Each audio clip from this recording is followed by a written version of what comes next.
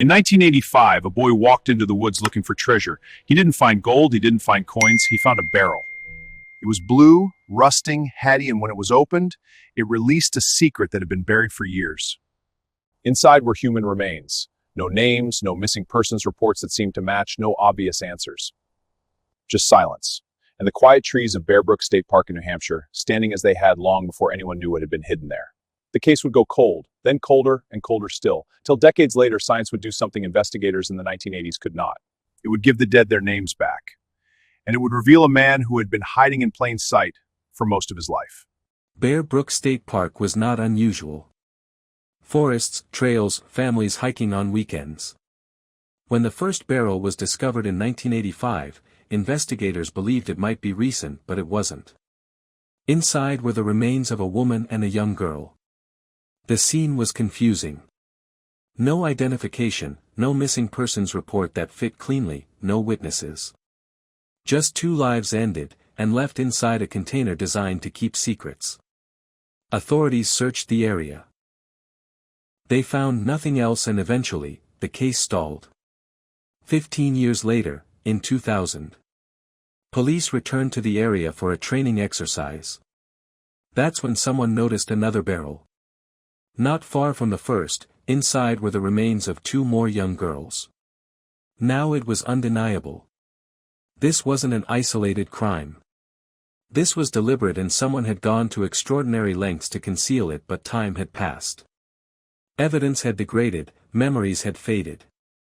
The forest had grown quiet again. Investigators faced a terrifying problem. They didn't know who the victims were without names, there were no starting points, no timelines, no clear motive. For years, they were known only by descriptions. The adult female, the middle child, the youngest, and another little girl who didn't quite resemble the others. That detail, small at first, would later become crucial, but in the 1980s and 1990s, forensic science had limits. DNA existed, but it wasn't yet powerful enough to unravel mysteries like this, and so, the case lingered, waiting. While the barrels sat in evidence rooms, a man named Terry Rasmussen moved through life unnoticed, except that Terry Rasmussen wasn't always Terry Rasmussen. He had aliases, multiple identities, different jobs, different states, different families. He drifted from Arizona to California to New Hampshire. He formed relationships, he disappeared, he reappeared, and everywhere he went, there were gaps. Unanswered questions, women who vanished, children who were suddenly gone, but no one connected him to Brook. Not yet. By the 2010s, DNA technology had evolved. What once seemed impossible was now within reach. Investigators revisited the case, they tested mitochondrial DNA, they built family trees from genetic fragments, and for the first time, the victims weren't just evidence. They were relatives, connected to real people, connected to living family members who didn't even know they were connected to a crime scene in New Hampshire. This was one of the earliest cases solved through genetic genealogy, and it would change everything. The adult woman in the barrel was identified as Marlies Honeychurch. The children were her daughters, except one. The third little girl was not biologically hers. She was Terry Rasmussen's daughter. A child no one had been searching for, a child who had existed almost entirely off the record, and Terry Rasmussen had already been convicted of another murder in California. He had died in prison in 2010, which meant investigators had been chasing a ghost. A man who lived under different names, a man who left behind families fractured by absence. Rasmussen targeted vulnerable women, single mothers, women looking for stability. He would move in, gain trust, then isolate, then disappear.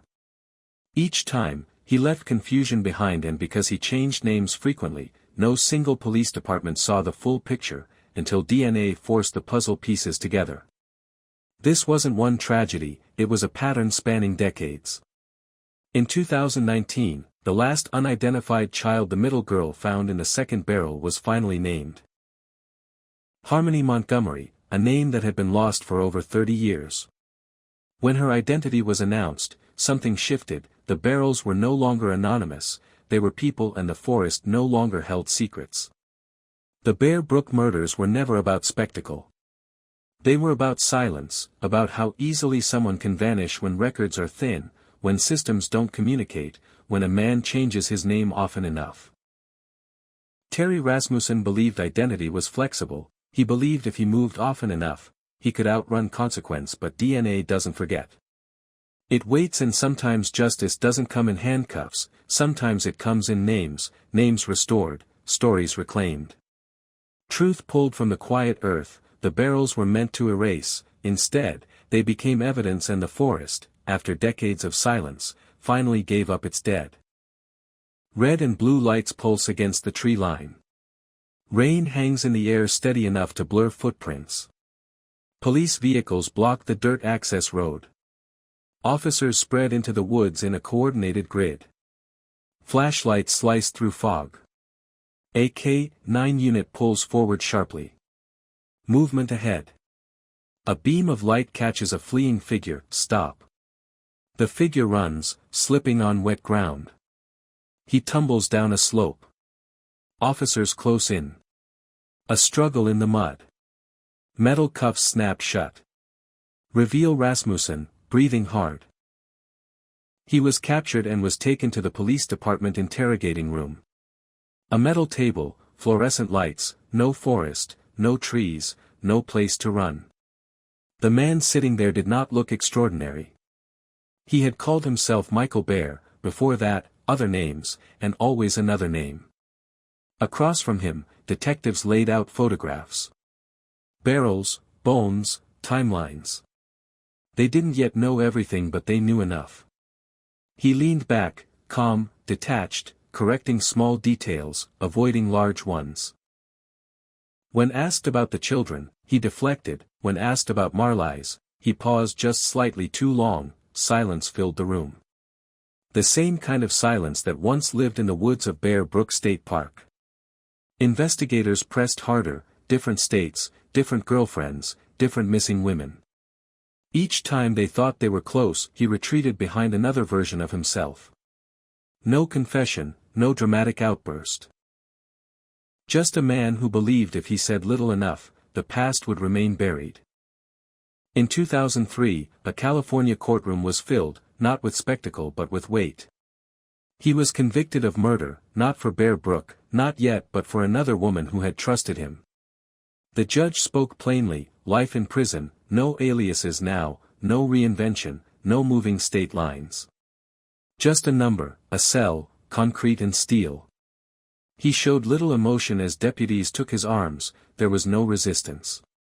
The door behind him shut with a sound far heavier than the lid of any barrel. In prison, Terry Rasmussen aged. Outside those walls, science was advancing, DNA databases expanding, family trees forming. He would never sit in an interrogation room and hear the names Marlies Honeychurch, Sarah, Marie, Harmony. He died in 2010. For years, it seemed he had taken the full truth with him, but he underestimated something. He underestimated time and technology and the persistence of the dead, because long after the cell door closed, long after his voice went silent, the forest kept speaking, and eventually, science translated.